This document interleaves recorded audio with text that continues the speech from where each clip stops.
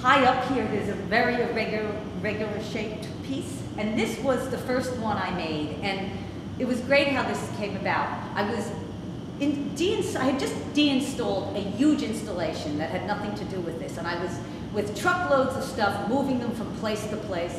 And some of the stuff was going in the basement of my mother's place. And as I was doing that, I quick ran to get some plastic bags. And I discovered where the plastic bags were, just these intricately, perfectly folded plastic bags. And right in the middle of the unloading, they almost look like napkins or towels or something. Right in the middle of the unloading, I stopped what I was doing, ran over to my grandmother's industrial sewing machine, and began sewing. And in maybe a short amount of time, as the trucks and the cars were waiting to be unloaded, I just made that piece. And that's how the whole thing began. And what I love about this is my mother, who was always working really hard, helping me on all kinds of things, she would be constantly folding these plastic bags for me. And in fact, it was her who devised the method, the best way to fold them. She figured them out and had them absolutely perfect. And she did hundreds of them. And a lot of my work is inspired by my mother's work, because she would always sew and make incredibly beautiful garments, just amazing.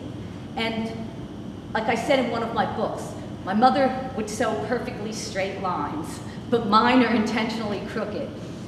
So even though my approach is different, I realize as I'm doing all this labor-intensive work, which often involves sewing, that I'm really drawing on my mother, my grandmother, my family members who sewed, were seamstresses, tailors, incredibly able to make beautiful work.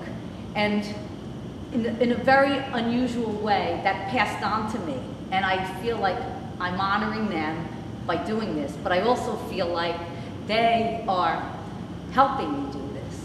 And it's a really important thing for me. And especially now at this moment where my mother is aging and going through a major life transition, I'd like to almost like dedicate the work to her, because it's really kept me going all these years, working on all this beautiful stuff. And I feel that it came from generations of beauty and intense work ethic, but all in the pursuit of something wonderful, not just a sweatshop.